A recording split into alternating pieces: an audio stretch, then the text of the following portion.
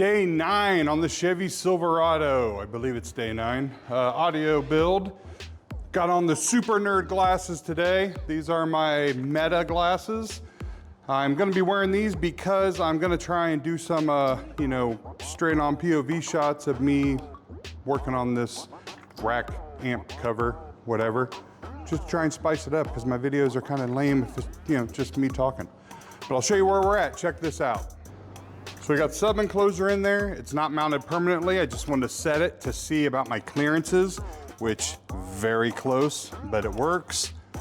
Got the amps up in there. They're mounted, wired, done. That cover needs to snap and come off. But what I'm working on right now are the side panels.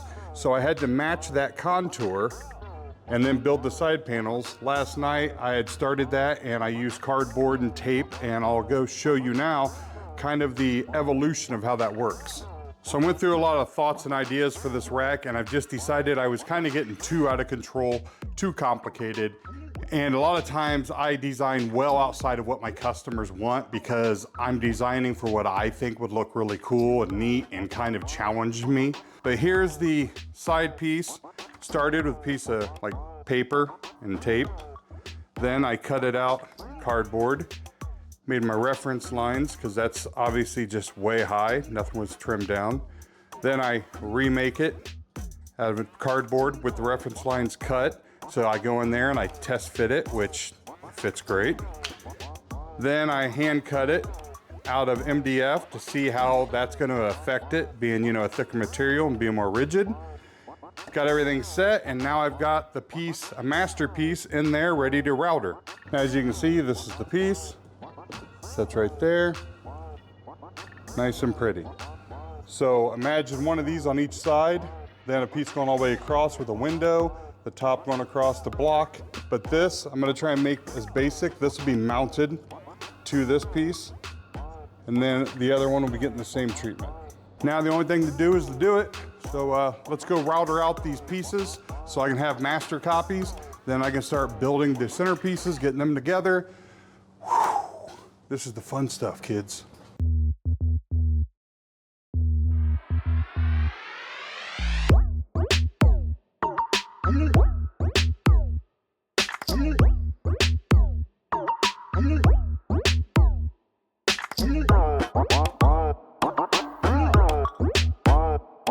So one of the downsides of not feeling any pain, because for some reason I don't feel things in my hands, is you don't realize how bad you cut yourself until you see puddles of blood everywhere. So I'm not sure what I did, but I did something.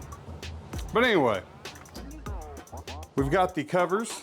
So right now these are temporarily taped. I got these holes made so they'd match up. I need to tap them through.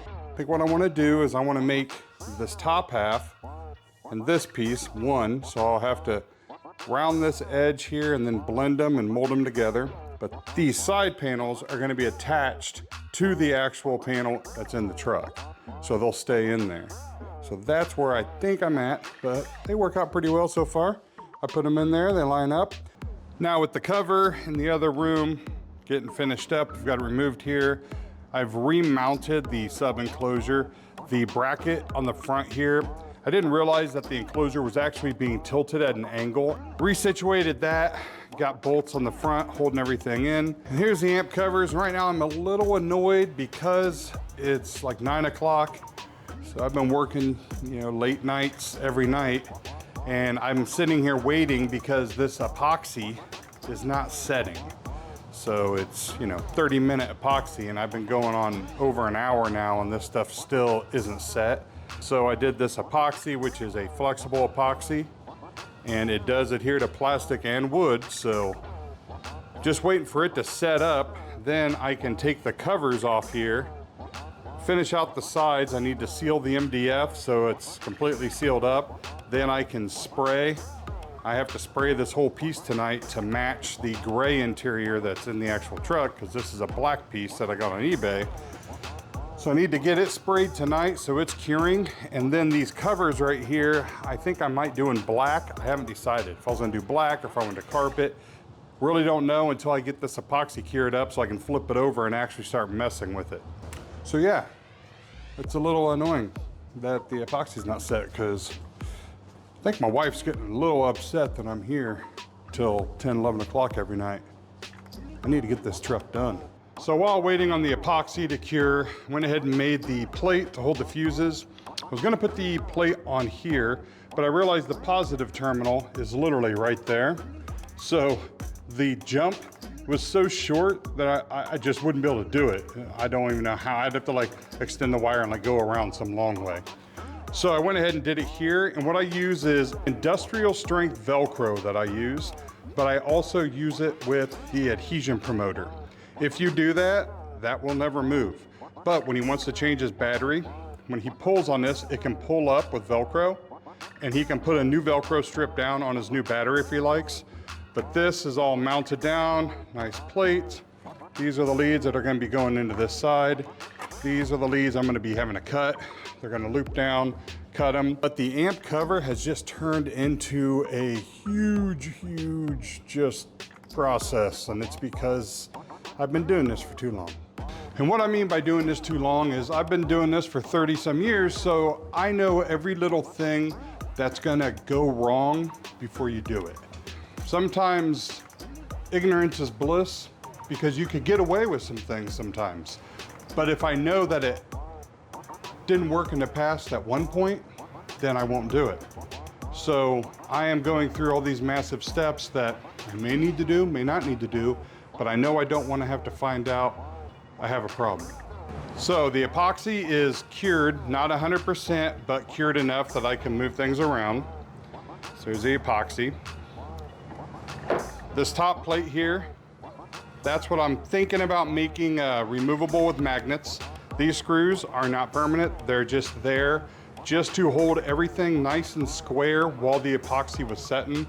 The problem with plastic, wood, whenever you try to cure them together, you'll always get a pull, and then you'll walk away and everything will be great. When you come back, you'll go to put something down and these sides will like be kicked in, or you'll have a side kicked out.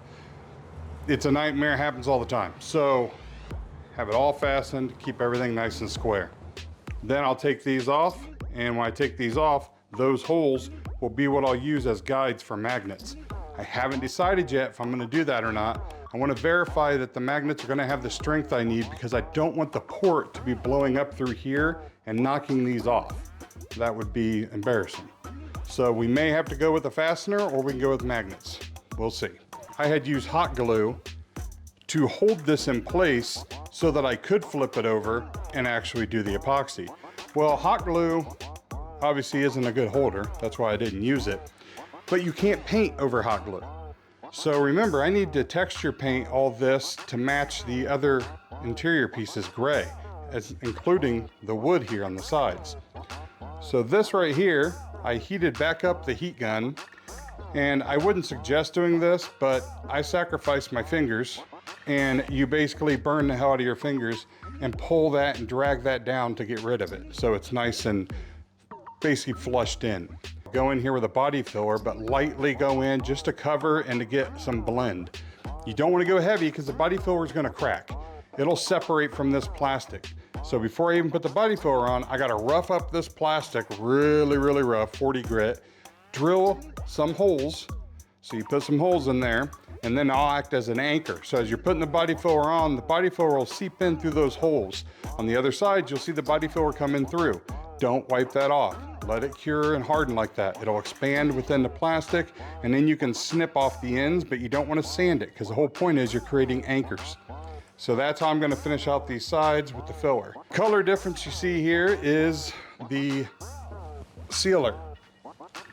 So I put the sanding sealer on here, which is actually drying right now, because when I spray this, the wood, the MDF, is going to want to absorb everything.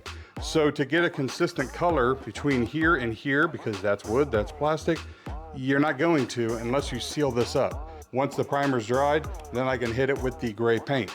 These are all step after step after step, and they all take curing and chemicals. This is normally fun for me, but it's Friday night and it's 11 o'clock and I'm still here. It is what it is. The job's got to get done. I've got another big job that's coming and getting dropped off tomorrow, which will be the next daily log after this truck. So I just got to keep going. All right, so I think I need to take that expression earlier, the years of experience I have, and go ahead and call it a night. I'm not gonna get where I wanted to be tonight. I really wanted to have the amp cover sprayed, but there's just no possible way.